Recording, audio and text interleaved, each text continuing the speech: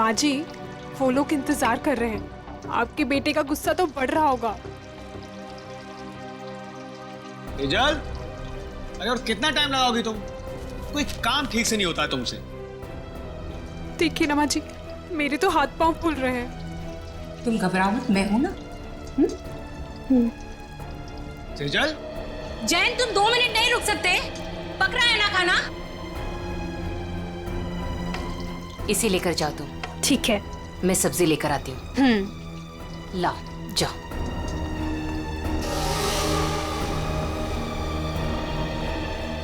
Thank God, आज खाना तो ठीक वक्त पर आ गया।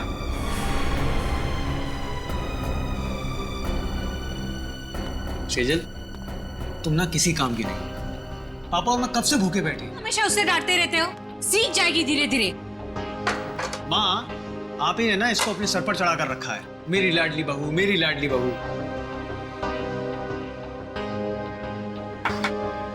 घबराओ मत, मैं हूं ना।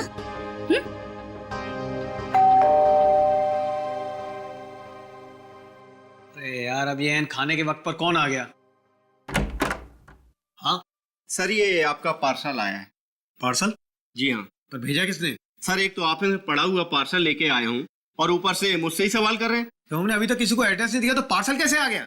अरे भाई 4 दिन हुए हमें यहाँ पर आए हुए, पार्सल कैसे आ सकता है? अरे बेटा, पार्सल पे नाम किसका है वो तो देखो। अरे माँ, नाम ही तो सफाचट है। ये लीजिए अपना पार्सल। चाहे आप इसे रखिए, चाहे इसे फेंक दीजिए, आपकी मर्जी। और ये लीजिए, यहाँ पर साइन कर दीजिए। पापा, इसके अंदर तो कुछ अजीब सी चीज है।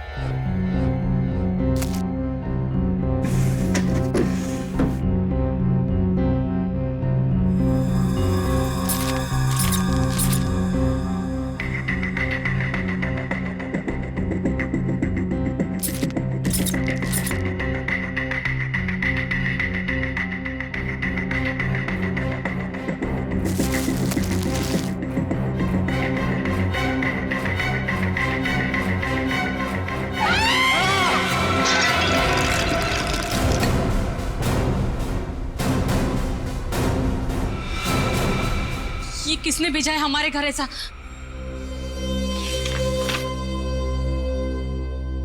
चिट्ठी? आपको ये चिट्ठी इसलिए लिख रही हूं कि आपको बता सकूं कि आप कितने बड़े जल्लाद हैं। आपको जला देना चाहिए, गोली मार देनी चाहिए और नरक में सड़ाना चाहिए। जो आप मुझसे करवा रहे हैं वो गलत है। मैंने कर जरूर दिया है और आपको इस चिट्ठी के साथ भेज रही हूं।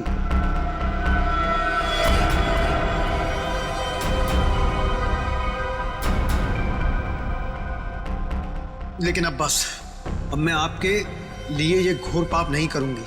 मैं कुछ नहीं करूंगी। अब उसे मारना है या नहीं आप देखो। मैं अपने गांव बरोलपुर वापस जा रही हूं और आपको कभी नहीं मिलूंगी। आप बहुत ही घटिया आदमी हो और मैं अब नहीं डरती आपसे। आपकी गायत्री।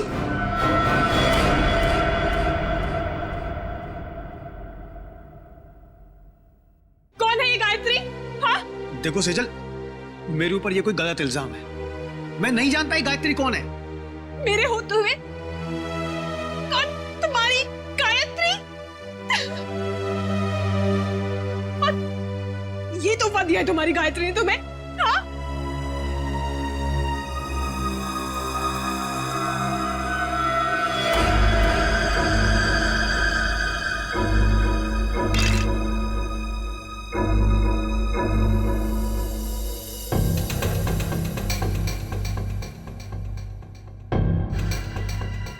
माय गॉड, छोटे बच्चे की कटी हुई उंगली है सर। फॉर्मल्डिहाइड में रखी है, लगता है 5-6 दिन पुरानी होगी सर।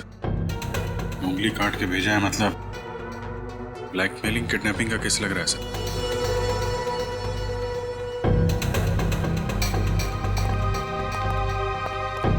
क्या आपके घर में, आपके परिवार में कोई छोटा बच्चा है? नहीं सर, हमारे यहाँ तो कोई बच्चा नहीं और ना ही ये पार्सल हमारा हो सकता है। लेकिन आया तो तुम्हारे घर पर ही ना। अगर इसी एड्रेस पर आया तो और किसी का कैसे हो सकता है?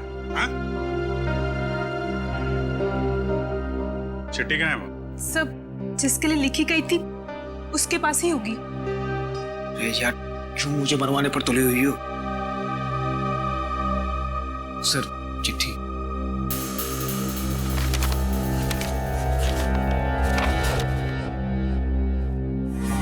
आपको चिट्ठी इसलिए लिख रहे हैं कि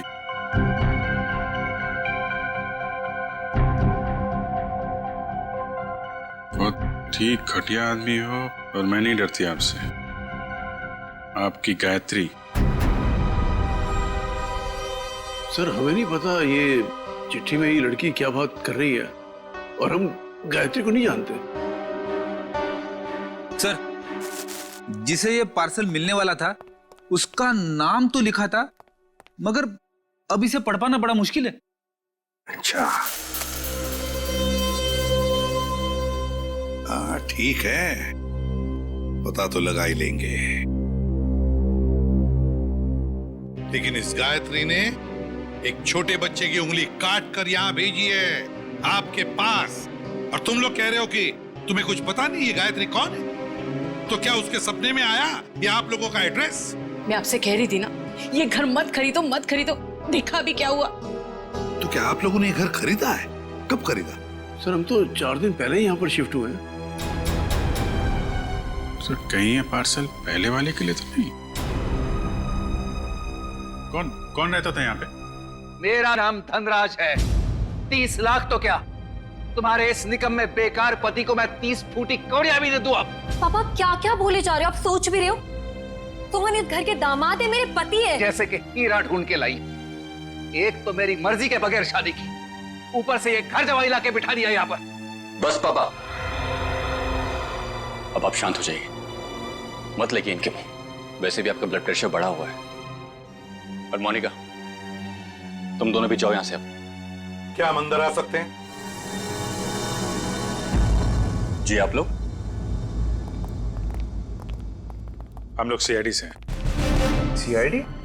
जी हाँ। कहिए। आपका जो पुराना घर है जिसे आपने मिस्टर जयंत को भेजा है, वहां पे एक पार्सल आया है, उसके बारे में कुछ पूछताछ करनी है। हे भगवान, उंगली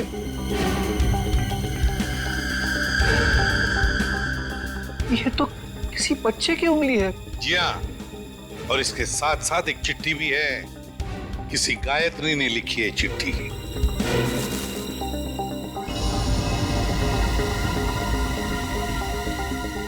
कौन है ये गायत्री? सर, हमारे तो पूरे खानदान में कोई दूर दूर तक गायत्री नहीं है। सर, हमारे परिवार में कोई बच्चा नहीं है जिसकी ये उंगली है।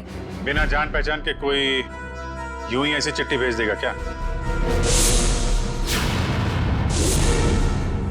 चल, कोई बात नहीं, हम पता लगा लेंगे कि गायत्री ने चिट्ठी लिखी किसको, और ये बच्चा है कौन। यार, कब तक इसका पहरा देते रहेंगे? जब तक बॉस पैसा देता रहेगा तब तक।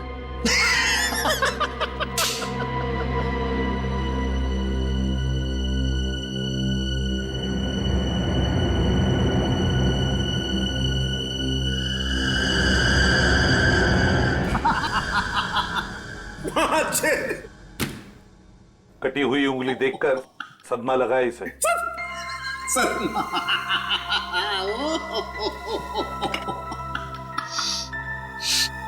नहीं सर, इसमें कोई लाफिंग गैस नहीं है।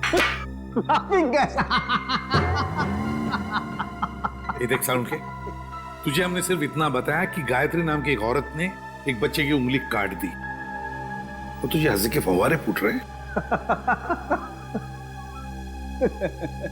यार, सिर्फ इतना ही कहा है ना कि ये उंगली शायद 5-6 दिन पहले काटी गई है, क्योंकि सही सलामत है, सड़ना शुरू नहीं हुई है। उंगली तो ठीक है, लेकिन ये फॉर्मेल्डिहाइड का क्या?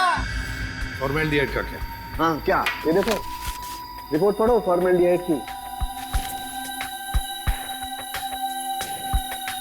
क्या? फॉर्मेल्डिहाइड सॉल्यूशन 6 साल पुराना है? 6 साल?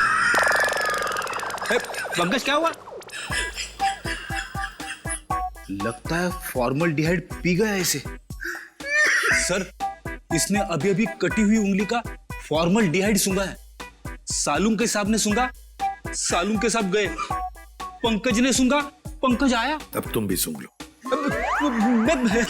नहीं सर, मेरी वाइफ ने कहा है हंसना मना है। सालुंके से हमें इतना बेवकूफ मत समझिए। ये फॉर्मल्डिहाइड भले 6 साल पुराना हो, मगर इसकी कटी हुई उंगली थोड़ी 6 साल पुरानी होगी। फॉर्मल तो क्या और नहीं तो क्या? ऐसा नहीं हो सकता कि इस गायत्री के पास 5-6 साल पुराना फॉर्मल्डिहाइड हो जिसमें उसने ये उंगली रख दी। क्यों? अब चुप क्यों हो गए?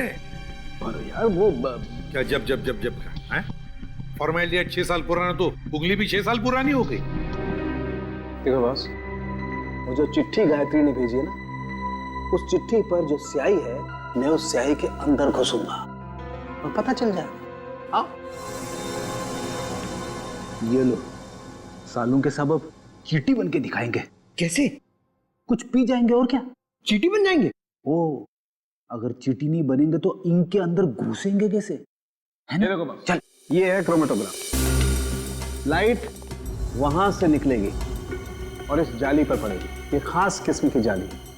यहाँ पर लाइट का एक स्पेक्ट्रम बनेगा। लाइट हो जाएगी सतरंगी और इस फिल्टर पर पड़ेगी। ये खास किस्म का फिल्टर है जहाँ से सिर्फ एक खास किस्म की लाइट की रेज ही इस चिट्ठी पर पड़ेगी जो गायत्री ने लिखी, और वो लाइट इस चिट्ठी पर जो स्याही है, उस स्याही के अंदर घुस जाएगी। उस लाइट की वजह से इस स्याही के छोटे छोटे कण अचानक गर्म होना शुरू हो जाएंगे और उन कणों की उछल कूद यहां पर दिखाई देगी। और ये इस कंप्यूटर के साथ जुड़ा हुआ है। दरअसल एक कंप्यूटर हमें पढ़ के बताएगा कि ये स्याही कितनी पुरानी है। सालुंके, तेरा फिजिक्स का लेक्चर पूरा हुआ? हम कहानी शुरू करें? जरूर। ये देखो बॉस, ये लाइट उस जाली पर पड़ी और लाइट का स्पेक्ट्रम, और ये खास किस्म की लाइट घुसी इस चिट्ठी पर।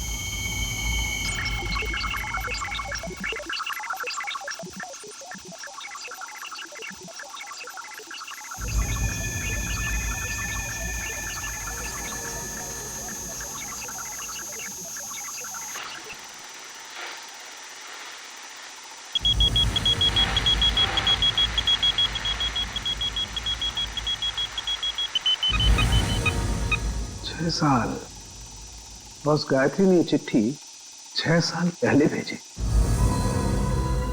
गायत्री ने चिट्ठी लिखी 6 साल पहले और चिट्ठी पहुंची अब 6 साल बाद।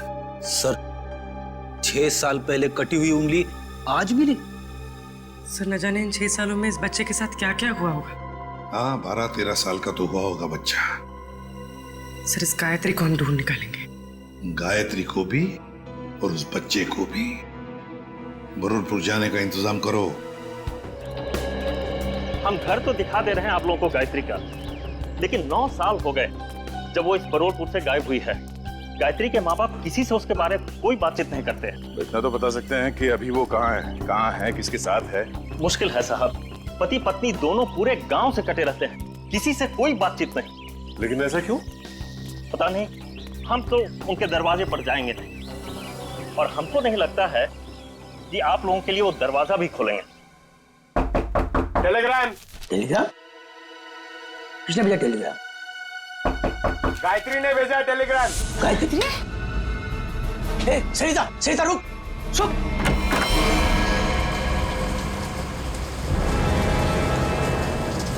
कौन है भैया आप लोग? हम लोग सीआईडी से। सीआईडी से? और आपकी बेटी गायत्री को ढूंढते ढूंढते मुंबई से यहाँ आए। मुंबई से? पर गायत्री तो मुंबई में ही है, वो आपको वहाँ नहीं मिली? उसके इस चिट्ठी के हिसाब से तो 6 साल पहले आपकी बेटी गायत्री को यहाँ बुरलपुर में 6 साल पहले आना चाहिए था। जब लेटर लिखा था तो आई क्यों नहीं अभी तक?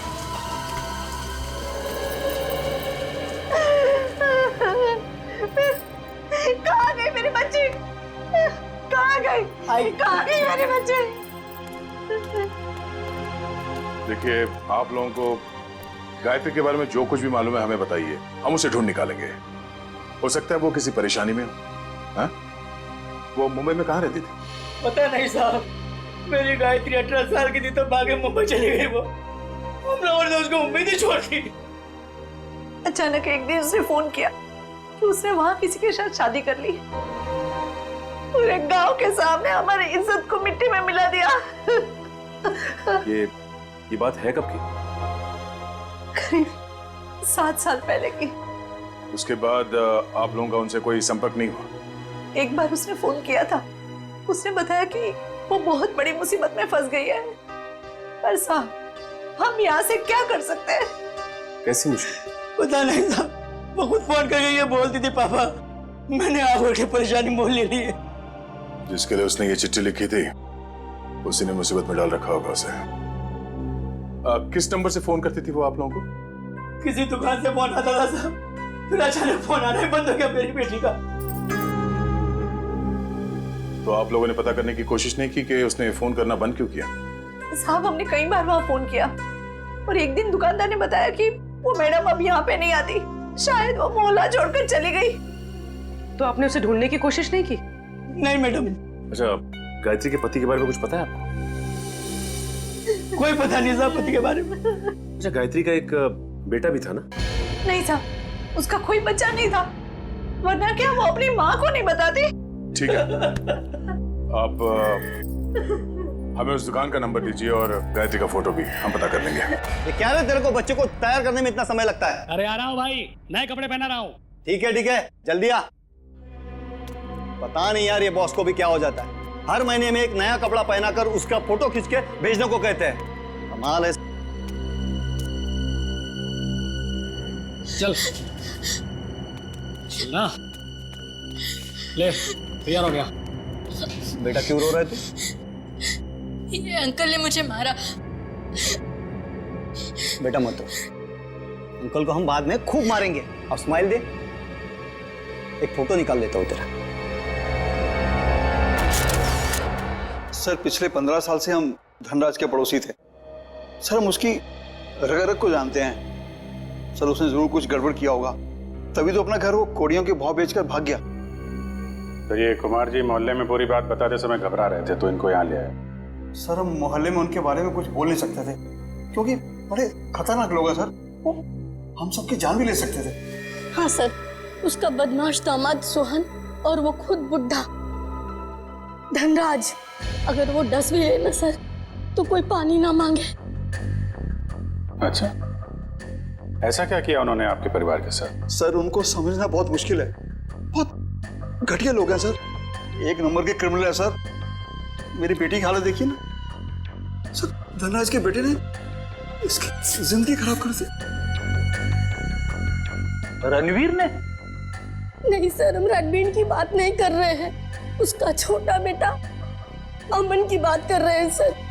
एक मिनट, उनके घर में हमने एक ही बेटा देखा, रणवीर,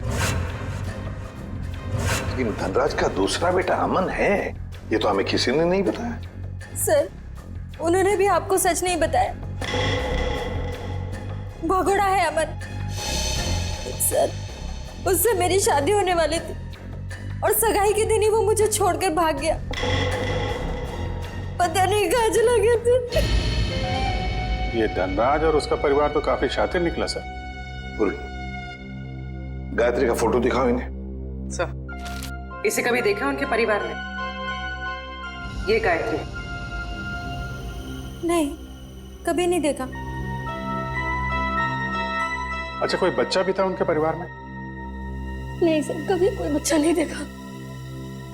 अभिजीत, ये अमन वाली बात मुझे गड़बड़ लगती है। क्या उस अमन के बारे में और कुछ बता सकती हो तुम? हाँ सर, अमन और उसके पापा की बिल्कुल नहीं बनती थी, इसलिए वो एक गोरेगांव के रेस्टोरेंट में काम करता था, फिर पता नहीं अचानक कहाँ गायब हो गया। अभिजीत, तो गोरेगांव में जाकर पता लगाओ किस होटल में ये अमन काम करता था। ये तो बहन जी हैं। बहन जी? हाँ साहब, सीधी सादी सी थी, हमेशा दुखी दुखी रहती थी, तो मैं इन्हें बहन जी कहता था। करीब 5-6 साल हुए हैं, अब मेरी दुकान पे नहीं आती हैं। आप बता सकते हैं कि वो इतना दुखी क्यों रहते थे? मैडम मुझे नहीं मालूम, ये तो उनके पति ही बता सकते हैं। आप उनके पति को जानते थे? नहीं साहब, उनके पति को तो कभी देखा नहीं, लेकिन अक्सर हर दूसरे दिन बहन जी मेरी दुकान पर अकेली ही आती थी। यहाँ से अपने गांव फोन करती थी, अपनी जरूरत का सामान लेती थी और चली जाती थी। उसके साथ कोई बच्चा भी आता था 5-6 साल का? नहीं साहब, मैंने कभी कोई बच्चा नहीं देखा इनके साथ। अच्छा, ये बहन जी रहती कहाँ पर थी? साहब, अगर मुझे इनके घर का पता मालूम होता तो मैं अपने उधार के 2500 रुपए वसूल नहीं कर लेता इनसे। सर, अगर ये गायत्री हर दूसरे दिन यहाँ फोन करने आती थी तो इसका मतलब तो यही है ना कि कहीं आसपास ही रहती होगी। इतनी वाहियात फिल्म थी ना कि मैं तो पूरी पिक्चर में ही सोता रहा। तो और क्या, इतनी बकवास पिक्चर? अरे एकदम बकवास। अरे समझ सुनो, आप करना जरा ये फोटो देखिए। आप लोग इस औरत को पहचानते हैं? भाई साहब, आप किसी और से जाके पूछ लीजिए ना। आप देख नहीं रहे हम लोग बातचीत कर रहे हैं? अरे भाई साहब, 1 मिनट फोटो देख लोगे तो क्या जाएगा आपका? क्यों भाई, जबरदस्ती है बताना। अब जबरदस्ती समझो या फिर मजबूरी, जरा ये फोटो देख के पहचानिए। हम लोग सीआईडी से। जी हाँ, सीआईडी से। अब देखिए और बताइए। ये औरत, ये तो वही है ना सर। इसकी वजह से मेरे को बहुत मार पड़ी है सर। मैं इसके बारे में आपको कुछ भी नहीं बता सकता। मैं तो जा रहा हूँ भाई, मैं जा रहा हूँ। अरे सुनो भाई साहब। अरे नहीं भाई, अरे रुको। अरे नहीं। गायत्री को आप लोग ढूंढ रहे हैं। मगर इसमें हंसने वाली कौन सी बात है? अरे मैडम, गायत्री के बारे में हर आदमी कुछ न कुछ नई बात बताएगा आपको। मतलब? अरे साहब, उसको समझना बहुत मुश्किल था।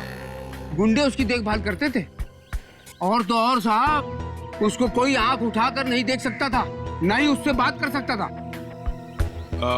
वो रहती कहाँ थी? अभी तो कोई उसके घर में नहीं रहता। पिछले 6 साल से खाली पड़ा है।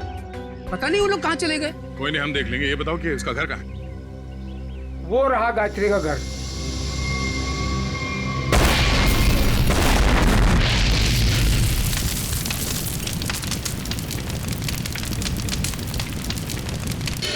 ये तो अमन साहब हैं सर। ये बहुत पहले यहाँ पर मैनेजर होते थे सर। बहुत खड़ूस थे ये, 1 सेकंड चैन से नहीं बैठने देते। अच्छा, ठीक है ठीक है। उनके बारे में हमें कुछ और बता सकते हो? हाँ साहब, सुना है कि इनके पिताजी के साथ इनकी बिल्कुल नहीं बनती थी, इसीलिए वो इतने बड़े बाप की औलाद होने के बाद भी यहाँ काम करते। और फिर किसी रईस लड़की से उन्होंने शादी कर ली और फिर शायद वो बेंगलोर चले गए। और क्या सर, करीब 6 साल पहले एक कार एक्सीडेंट में वो, उनकी पत्नी और उनका बेटा मारे गए। तीनों मार गए? सर सुना तो ऐसा ही था।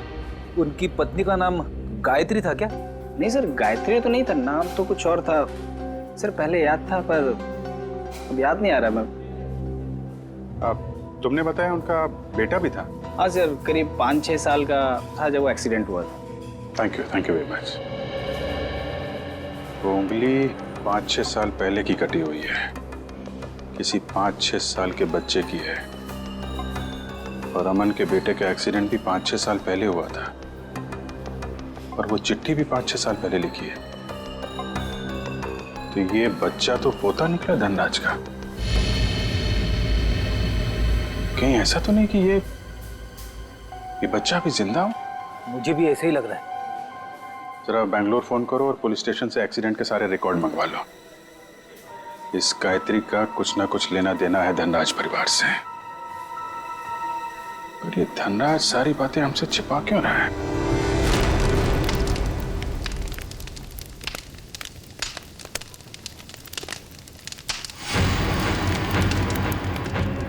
क्या टाइमिंग थे? हम लोग यहाँ गायत्री के घर पहुंचने ही वाले थे कि किसी ने यहाँ पे बॉम्ब ब्लास्ट कर दिया।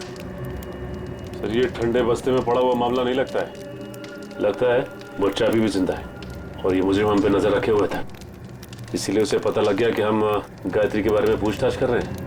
हाँ, मगर ऐसी क्या चीज थी यहाँ जो मुजरिम चाहता था कि हमारे हाथ न लगे? ये घर सालों से बंद पड़ा है, गायत्री यहाँ पे रहती भी नहीं है, फिर ये धमाका करने की क्या जरूरत थी? जरा देखो आसपास, देखो कोई सुराग मिलता है।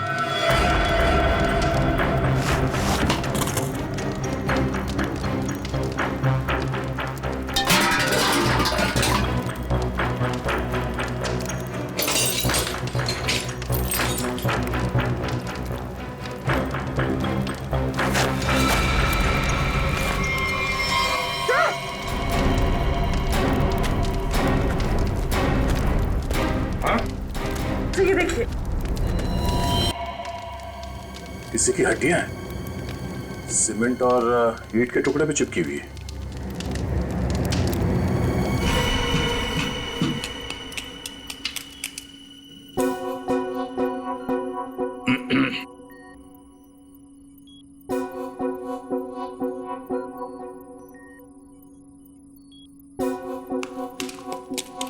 सालुंके, तू एक एक हड्डी निकालते रहे ना, हम यहाँ खड़े खड़े भजन करते हैं। हाँ?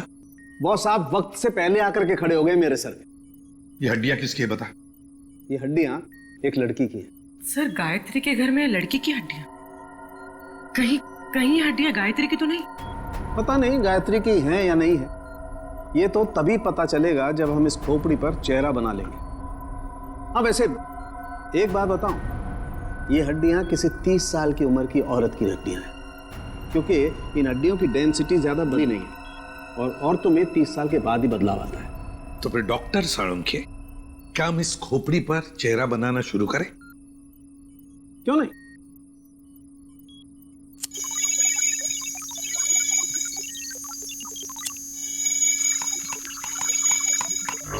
वैसे एक बात बताओ, जिस किसी ने भी गायत्री के घर में ब्लास्ट किया है, उससे बड़ा गधा संसार में कोई और होगा नहीं।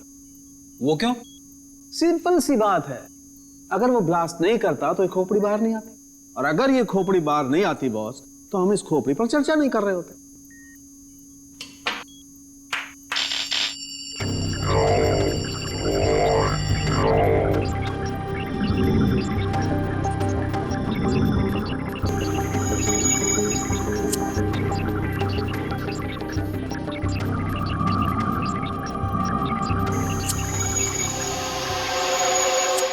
जैसे इसको थोड़ा वक्त लगेगा बॉस, कंप्यूटर को हर काम सोच समझ के करना पड़ता है, कहीं चेहरा गलत ना बन जाए।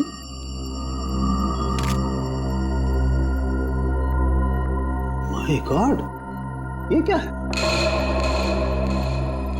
ये देखो बॉस, ये तो सोना है, गोल्ड।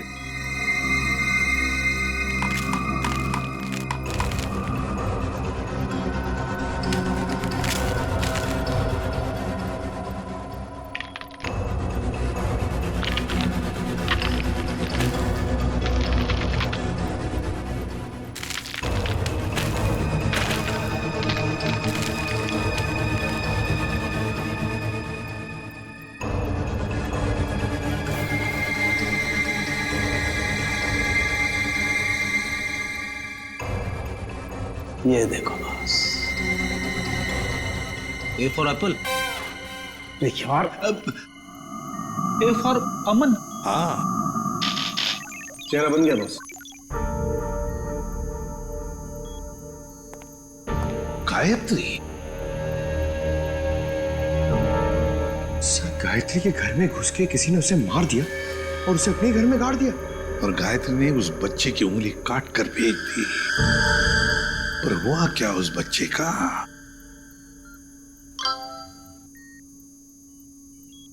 सर, बैंगलोर पुलिस ने एक मेल भेजा है। लिखा है कि 6 साल पहले अमन अपनी वाइफ के साथ कहीं जा रहा था, कार पहाड़ से नीचे गिर गई और कार में आग लग गई। हाँ, मगर इस फोटो में बच्चा भी है। पर सर, मेल में तो बच्चे का कोई जिक्र ही नहीं है। इसका एक ही मतलब हो सकता है कि बच्चा जिंदा है। सर बच्चे ने गले में चेन भी पहनी हुई है। और सर वही वाली चेन है, A for apple. A for Aman. पर सर, अमन के बेटे की चेन गायत्री की लाश के पास मिली।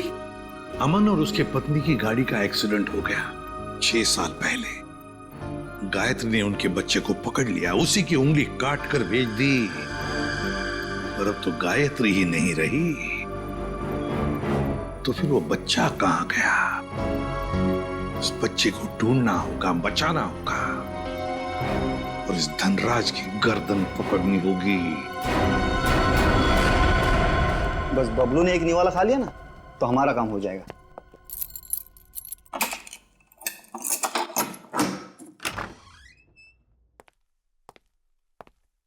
बबलू बेटा, ले बेटा खाना खा ले। ये मेरे लिए? हाँ मुन्ना, तेरे लिए ही है, ले खा ले।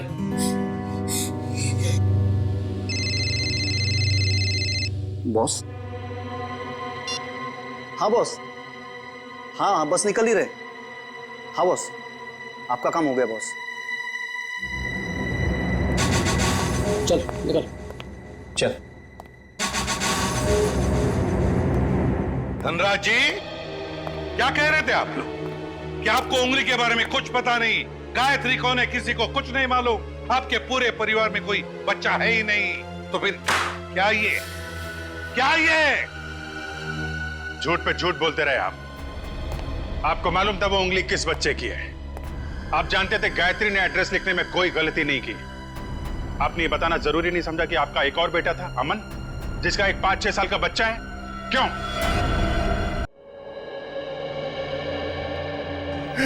सर, जब मैंने उंगली देखी थी तो मुझे लगा था कि वो शायद पोते की हो सकती है। सर बचा लीजिए उसे, सर बचा लीजिए, सर प्लीज बचा लीजिए उसे। वो किसी की कैद में है पिछले 6 साल से। उसने कहा है कि जब तक मैं उसे पैसे देते रहूं तब तक वो उसे जिंदा रखेगा। सर, उसने मुझे धमकी दी है कि अगर मैं किसी को बताऊं तो मेरे बबलू को मार देगा।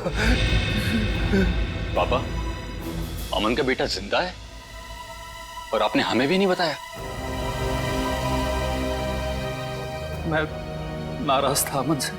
उसने भी मेरे मर्जी के खिलाफ शादी की थी, पर 5 साल के बाद उसका मुझे फोन आया और उसने माफी मांगी, तो मैं किसी को बिना बताए बेंगलोर चला गया। मेरे पोते बबलू को गले लगाया, उनको घर वापस आने को कहकर मैं वापस आ गया। मुझे क्या पता था कि वहां से आते आते उनका एक्सीडेंट हो जाएगा। लेकिन बबलू उस एक्सीडेंट में बच गया, है ना? मुझे लगा था कि उन दोनों के साथ बबलू भी नहीं रहा, पर एक दिन किसी आदमी का मुझे फोन आया। उसने बबलू की आवाज मुझे फोन पर सुनवाई और कहा कि जब तक मैं उसे 10 लाख रुपया महीना देता रहूंगा तब तक बबलू जिंदा रहेगा। आपको ये कैसे लगता था कि उन्होंने बबलू को जिंदा रखा होगा? सर, वो हर महीने मुझे बबलू के फोटोग्राफ्स भेजता रहा सर।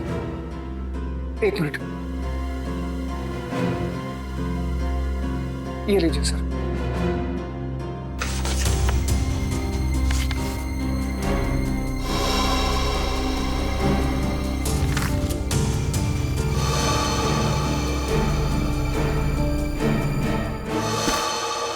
आपने उस किडनैपर का फोन नंबर तो नोट किया होगा ना?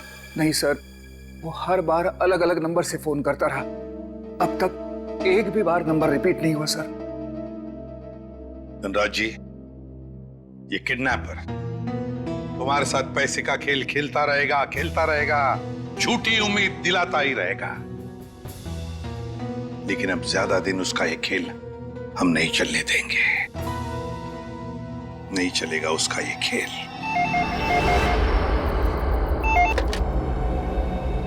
हेलो धनराज जी, मैं सोच रहा हूँ कि आपका पोता मैं लौटा दूं। ओह, तुम हो? भगवान तुम्हारा भला करे। प्लीज मेरे पोते को लौटा दो। हम भगवान के भरोसे पे नहीं रहते। तुम हमारा भला करोगे और हम तुम्हारा। हाँ हाँ, मैं हमेशा की तरह पैसे लेके आऊंगा। बोलो कहाँ आना है? अभी आता हूँ। नहीं, अभी नहीं, कल सुबह ठीक 7 बजे कल्लू गैरेज, और इस बार 10 करोड़ लेकर आना। 10 करोड़? हाँ, 10 करोड़। पर इतने सारे कैश पैसे मैं कहाँ से ले आऊंगा? इसीलिए तो 12 घंटे का समय दे रहा हूँ ना। और सुनो, कोई चालाकी नहीं, वरना अपने पोते से हमेशा के लिए हाथ धो बैठोगे। नहीं नहीं, प्लीज कुछ भी मत करना मेरे पोते को। मैं पहुंच जाऊंगा, 7 बजे के पहले ही पहुंच जाऊंगा। Hello hello hello.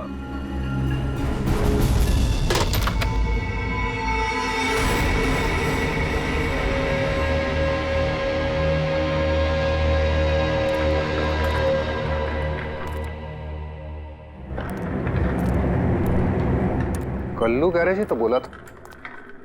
यहाँ तो कोई नहीं है। हेलो हेलो, कोई है? पापा, रणवीर, रणवीर तुम यहाँ क्यों आए? पापा मैं आपको किडनैपर से अकेले मिलने कैसे आने देता? रणवीर तुम्हें पता है उसने कहा था कि मैं अकेला ही यहाँ, अगर उसने तुम्हें देख लिया तो वो बबलू को कुछ भी कर सकता है। रणवीर जाओ, भागो तुम, भागो।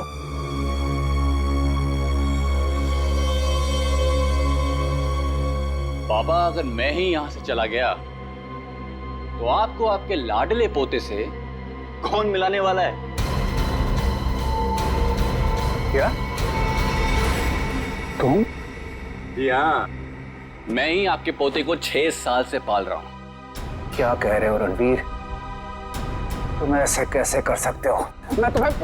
अरे पापा आराम से, शांति, नहीं तो ब्लड प्रेशर हाई हो जाएगा। आपका पोता बिल्कुल ठीक ठाक है। ले आओ रे।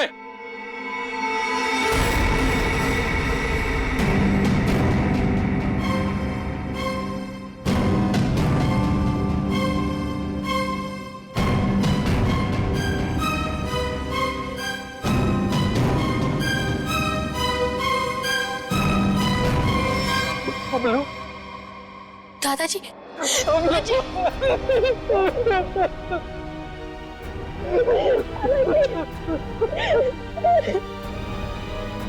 मैं आ गया हूं, तुम्हें कोई कुछ नहीं करेगा।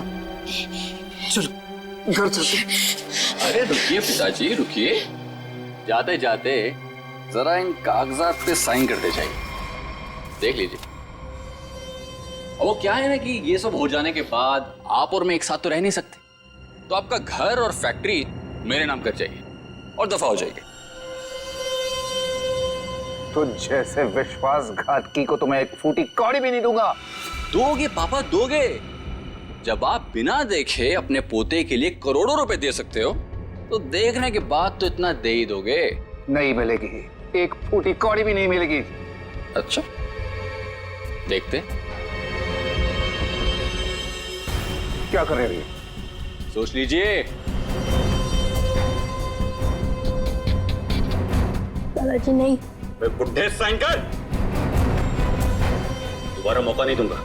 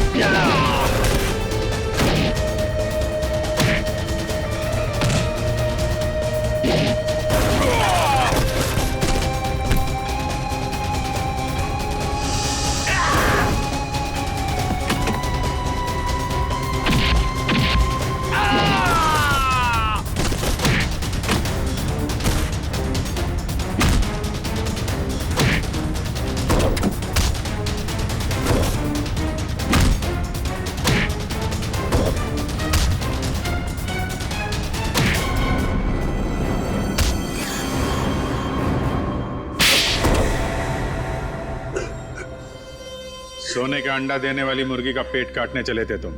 सारे अंडे एक साथ चाहिए थे, हैं? धनराज जी को फोन करके यहाँ बुलाना तुम्हारी सबसे बड़ी गलती थी।